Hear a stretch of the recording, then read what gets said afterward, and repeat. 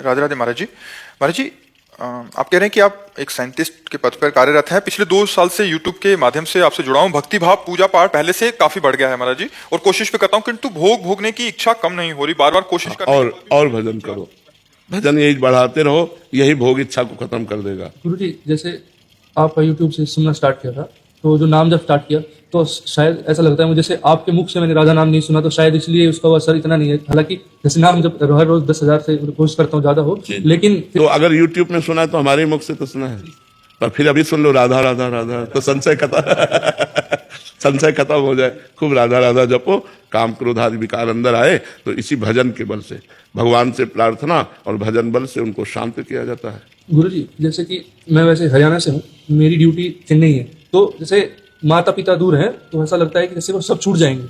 और अभी भजन वहाँ पे क्या है, जैसे साउथ में थोड़ा मांस मछली थोड़ा ज्यादा है, वहाँ पे भजन करने में बहुत दिक्कतें भी आती हैं, तो उसको कैसे साथ में किया जाए? लंका में भजन हो सकता है तो चेन्नई में तो हो ही सकता है। विभीषण जी ने लंका में भजन किया कि नहीं? वहाँ निश्चर, जहाँ आतंक मचाए हुए हैं वहाँ भजन कर लिया। तो हमें लगता है यदि हमें भजन करना है तो हमारे बगल वाला मांस खाता हो तो हमें क्या फर्क पड़ता है? हम कह रहे हैं एक टेबल में वो यहाँ मांस खा रहा है और हम यहाँ रोटी दाल खा रहे हैं, हमें क्या फर्क पड़ता है? हम अपनी निष्ठा पे हैं, हमारी पत्तल अलग है, विश्व है। मान लो एक मेज में 4 को बैठा दे और हम मांसाहारी नहीं है और 3 मांसाहारी हैं, तो अपने पत्तल को ऐसे करके हम ऐसे पा लेते हैं। 3 पारे भैया, तुम्हारी मौज की बात, राधा राधा राधा राधा। अरे भजन बहुत बड़ी चीज है, भजन करोगे बिल्कुल सब ज्ञान आ जाएगा, परम पवित्र हो जाएगा, कोई तुम्हें गिरा नहीं सकता। राधा राधा अंदर अंदर जपना है, बाहर से कोई दिखावा तो करना नहीं है। भजन से परिपक्व हो जाओ, कहीं भी घूमो तुम्हें कोई परास्त नहीं कर सकता है। राधे राधे महाराज जी। महाराज जी, इस समाज में अगर हमें सम्मान और प्रेम दोनों में से किसी एक को चयन करना हो तो किसे चयन किया जाए? प्रेम। सम्मान अच्छी चीज नहीं है। सम्मान वो विषय जो देहाभिमान को बढ़ा करके दुर्गुणों की सृष्टि रच देता है, इसलिए सम्मान बिल्कुल ठीक नहीं है। तुम लोग नहीं जानते हो, ये बहुत गलत चीज है। अपमान अच्छी चीज है, जिसे तुम गलत मानते हो। वो आपको दुख दे करके आपके पाप नष्ट करेगा और भगवान का मार्ग खोल देगा। अपमान। सम्मान सुख की सृष्टि रचेगा, सांसारिक और दुर्गुणों की वृद्धि करके नरक का रास्ता खोल देगा। सम्मानम कल्याति घोर गरलम, नीचापमानम सुधा, श्री राधा मुरलीधरो बज सके वृंदावन मात्यज। सबसे प्रेम श्रेष्ठ है, सम्मान श्रेष्ठ नहीं। स्वयं सम्मान रहित होकर दूसरों को आदर देना, सम्मान करना, ये प्रेम सिखाता है। सम्मान ठीक बात नहीं है। महाराज जी, आपके बताए मार्ग पर चलने पर बड़ी शांति का अनुभव हो रहा है। नाम जप के साथ साथ भगवान के द्वारा दी गई सेवाओं को पूर्ण करने के लिए प्रयासरत भी हूँ। प्रभु, अभी एक शंका मन में थोड़ी चुभ रही है कि लाखों संतों साधक भगवत प्राप्ति के लिए साधना करते हैं, उनमें से अति त्यागी होते हैं, कुछ दिन रात सेवा करते हैं। लाखों भगवत प्राप्ति के लिए साधना नहीं करते, किसका प्रश्न है? लाखों नहीं करते, लाखों में कोई एक करता है। लाखों अगर आपको भजन करते दिखाई दे रहे हैं तो वृंदावन धाम में दिखाई दे सकते हैं, कुछ काशी में दिखाई दे सकते हैं, कुछ हरिद्वार में दिखाई देते हैं, लेकिन दिल्ली में दिखाई दे सकते हैं क्या? अगर नवद्वीप जाओगे तो वहां भजन करते दिखाई देंगे। तो आप ऐसा कह सकते हो कि 10,000 लोगों में कोई एक भजन करता है और लाखों भजन करने वालों में कोई एक भगवत प्राप्ति चाहता है। नहीं, भगवान से चाहते हैं, भगवान को नहीं। हमारी बात को समझना, भगवान से चाहते हैं बिहारी जी हमारा ये काम हो जाए, देवी जी हमारा ये काम हो जाए, काली जी हमारा ये काम हो जाए, शंकर जी हमारा ये काम हो, हमारी ये चाहत पूर्ति हो जाए। लेकिन शंकर जी मिल जाए ऐसे कोई लाखों में एक होते हैं। नहीं, भगवान से चाहना होता है, भगवान को चाहना ये तो कोई बिरला ही होता है। क्यों? भगवान से चाहत होती है, भगवान की चाहत नहीं होती। और जिसे भगवान की चाहत हो गई वो कोई बिरला होता है, वो कोई अलौकिक पुरुष होता है। भले वो संसारिक कपड़ों में हो, लेकिन पूर्व जन्म में उसने तपस्या की, उसने भजन किया, तो उसका फल मिला कि उसे भगवान से प्यार हो गया। तो लाखों भगवान से प्यार नहीं करते बच्चा। बिरला कैसे बना? नाम जप, खूब नाम जप करो। प्रेम मूल या नाम है, नाम जपने से भगवान से प्रेम हो जाता है। भगवान की भोग सामग्रियों से वैराग्य होने लगता है और भगवान से प्रेम हो जाता है। राधे राधे महाराज जी। महाराज जी, पिछले 9 महीने से एकांतिक वार्तालाप सुन रही हूँ, आपके विचारों पर चलने का प्रयास भी करती हूँ। आप बताते हैं कि मैं परमात्मा का अंश हूँ, अकेली हूँ, मुझे माया के संसार में अपना रोल करना है, पर बार बार मैं ये भूल जाती हूँ। ये विचार कैसे बदली हो कि मैं परमात्मा का अंश हूँ? भजन, बिना भजन के हृदय इतना धैर्यवान और परिपक्व नहीं होगा कि आपको कोई प्यार कर रहा है उस समय आप अंदर चिंतन कर रहे हो नहीं ये झूठा है। सत्य तो भगवान है, ये प्यार स्वार्थ का खेल है। नहीं, यह सत्य है। आप अच्छा पदार्थ पा रहे हो, आप सोच रहे नहीं ये झूठा है, ये स्वादिष्ट नहीं है। स्वाद तो भगवान के नाम में है, सच्चिदानंद भगवान में। ये ज्ञान जब स्फुरित होगा तब होगा, नहीं तो एक एक चीज आसक्ति पैदा कर देती है। अगर आपको टमाटर प्रिय है तो बिना टमाटर की सब्जी अच्छी नहीं लगेगी। छोटी छोटी वस्तुएं अपनी आसक्ति रखती हैं, फिर बड़े बड़े भोग तो बहुत। तो हम हर भोग में असंग रहें, इसकी कला हमें भगवान से मिलेगी और वो भजन करने से होगा।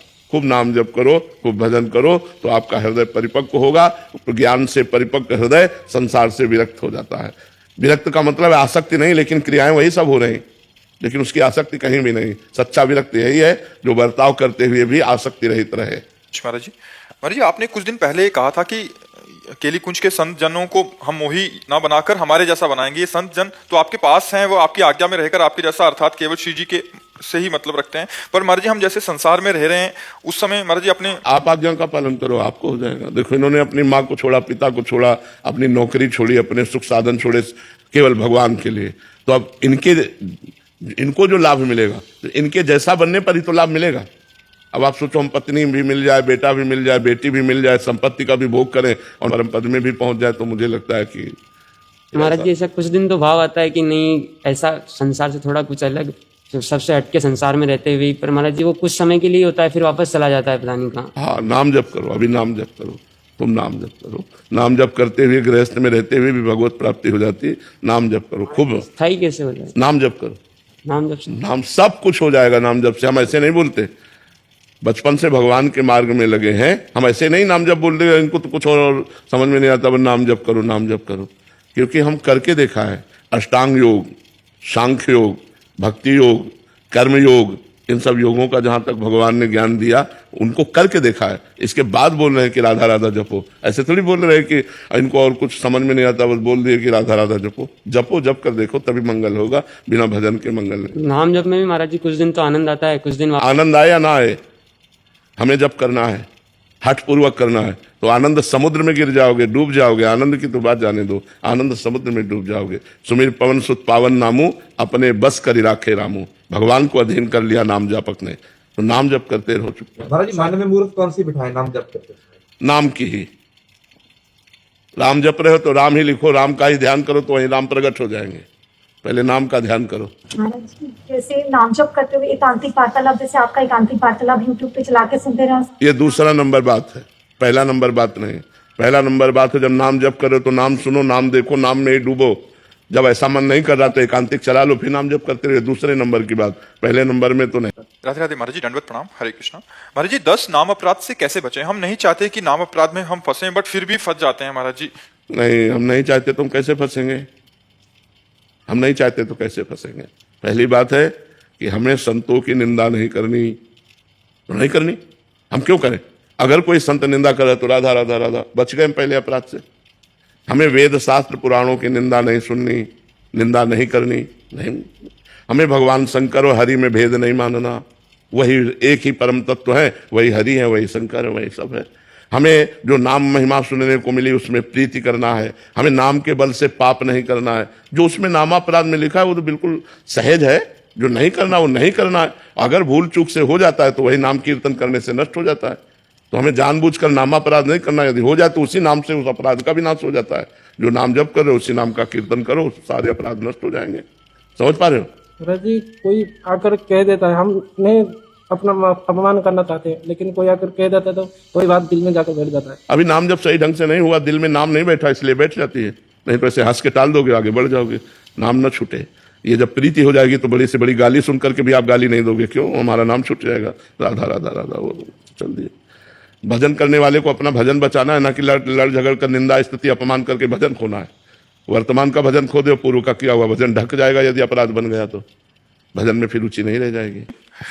महाराज जी, जब गुरु कृपा हमें सिखाती है कि सब कुछ वही परमात्मा है, सब गोविंद है, सब गोविंद बिन नहीं कोई, और हम जानते भी हैं कि हर जगह वही है, एक वाहेगुरु ही व्याप्तमान है, फिर भी मन कभी कभी अशांत हो जाता है। हर सांस में मन को समर्पित और बनाए रखने के लिए इस भाव में क्या करना चाहिए महाराज? नाम नाम। इस भव समुद्र से, संशय समुद्र से, अज्ञान समुद्र से पार होने के लिए सुदृढ़ नौका है नाम। नानक नाम जहाज है, चढ़े सो उतरे पार। जो नाम रूपी जहाज पे चढ़ गया वो भव समुद्र से पार हो गया, वो भ्रम से, अज्ञान से, अविद्या से निवृत्त हो गया। हर समय हर श्वास में नाम जप करो, देखो सब आनंद अनुभव में आ जाएगा, सब जगह परमात्मा ये अनुभव में आ जाएगा। अभी अनुभव में नहीं आया, अभी अनुभव में स्त्री है, पुरुष है, जड़ है, चैतन्य है, बुरा है, भला है, ऐसा समझ में आता है। अनुभव में जब परमात्मा आने लगे, जैसे हमें पुरुष दिखाई दे रहा तो हमें भगवान दिखाई दे, हमें परमात्मा दिखाई दे, ऐसी हमारी दृष्टि बदले, हमारे ज्ञान चक्षु प्रकट हो, इसके लिए हमें साधना करनी पड़ेगी। संयम पूर्वक पवित्र आचरण, पवित्र भोजन, पवित्र विचार, निरंतर नाम जप और वाणी, गुरुवाणी का स्वाध्याय, तब गुरुजनों की कृपा से ये अनुभव में आता है। फिर तो किसी भी परिस्थिति में अनुभव नहीं जाता है। गला काट रहे हैं फिर भी वो वाहे गुरु प्रसन्न है, प्रसन्न मुद्रा में शरीर छोड़ रहे हैं, आग में तपाए जा रहे हैं, क्या क्या कष्ट दिया गया गुरुजनों को, लेकिन कह रहे तेरा किया मीठा लागे। अभी अनुकूलता तो मीठा लगेगी, लेकिन प्रतिकूलता और यहां तक मतलब जान लेने की प्रतिकूलता, प्राणों पर बनावे फिर बोले तेरा किया मीठा लागे, ये बात है। ये बात बिना भजन के नहीं आएगी। खूब नाम जप करो, साधु संग करो, साधु संग करो, नाम जप करो, पवित्र भोजन करो और पवित्र आचरण रखो, तब धीरे धीरे धीरे धीरे हृदय पवित्र हो और ज्ञान चक्षु प्रकट हो, तब हमें सर्वत्र वासुदेव दिखाई जाए। बहुत जन्मों के अभ्यास से ऐसा अनुभव होता है। बहुनाम जन्मनावंते ज्ञानवान माम प्रपद्यते वासुदेवा सर्वमिति सा महात्मा सुदुर्लभा। ऐसा महात्मा दुर्लभ है जो सर्वत्र भगवान का दर्शन करता है। बहुत जन्मों के बाद ये साधना के बाद ये ज्ञान प्रकट होता है। तो साधन में लगो, नाम जप करो, बढ़िया भगवान की कृपा से ऐसा अनुभव हो जाएगा। जब तक नाम जप निरंतर नहीं तब तक संभावना नहीं है। महाराज आप संत भगवान का प्रश्न है महाराज जी। महाराज जी आप कह रहे हैं कि तीन देह से परे होकर हम भक्ति करना चाहते हैं, तो तीन देह से परे कैसे हो सकते हैं महाराज? तीन देह से परे होकर भक्ति होती ही नहीं है। तीन देह से परे होकर भक्ति होती नहीं, तीनों देहों का समर्पण करने से भक्ति होती है। परे शब्द ज्ञान के अंतर्गत है, भक्ति के अंतर्गत नहीं है। तीनों देह को भगवान में समर्पित कर देना है। स्थूल देह को भगवान की सेवा में, गुरु हो या भगवान उनकी परिचर्या में, सूक्ष्म देह को उनके चिंतन में, और स्वभाव भजन, कथा, सत्संग, नाम कीर्तन ये सुनने का तो स्वभाव है कारण देह, और सूक्ष्म शरीर अंतःकरण से समस्त इंद्रियां और स्थूल देह ये तीनों भगवान में समर्पित हो गए तो भक्ति अपने आप से होने लगेगी। जो आपा है, जो आत्मा है, ये अनुभव करेगी भाव के अनुसार। अगर आपका भाव दास्य भाव है, सख्य भाव है, वात्सल्य भाव है, गोपी भाव है, सहचरी भाव है, जो भाव है उसी भाव का आपको अनुभव होने लगेगा कि मैं वही हूं।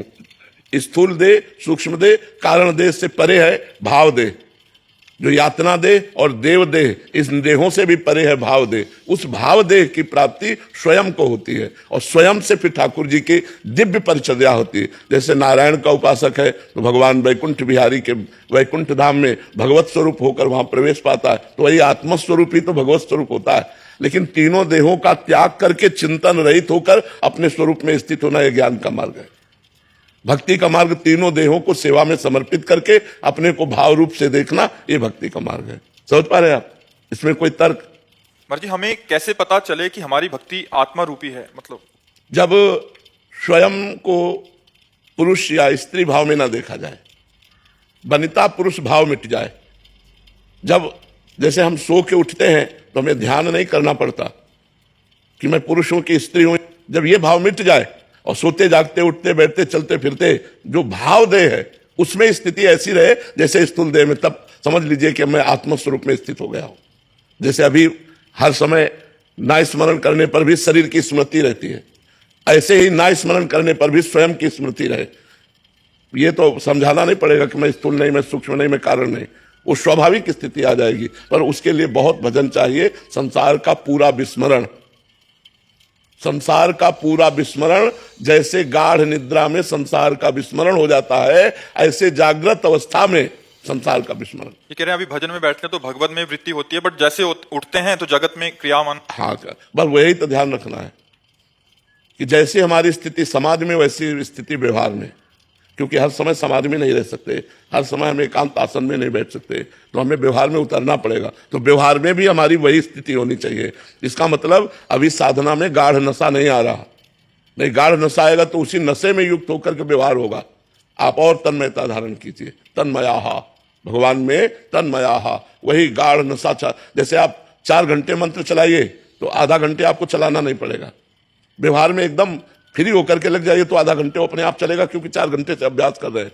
ऐसे यदि 4 घंटे हम गाढ़ स्थिति में हैं तो घंटा आध घंटा तो हमारी ऐसे ही गाढ़ नशा चढ़ा रहेगा वही स्थिति का। उसी में व्यवहार निपट गया, फिर तुरंत अपने को संभाला। हमारी बैटरी जितनी पावरफुल हो चुकी है उतना ही हम व्यवहार करें। छठदम शील विरत बहु कर्मा, निरत निरंतर सज्जन धर्मा। बहुत कर्मों से निवृत्त हो, जो व्यवहार के बाहरी कर्म है ज्यादा उनको ना करे, क्योंकि अगर बहुत कर्म करेगा तो फिर कर्म प्रवृत्ति देहाभिमान को पुष्ट कर देती है। तो इसलिए कर्म भागवतिक, चिंतन भागवतिक, स्वभाव भागवतिक, तो स्थिति भागवतिक।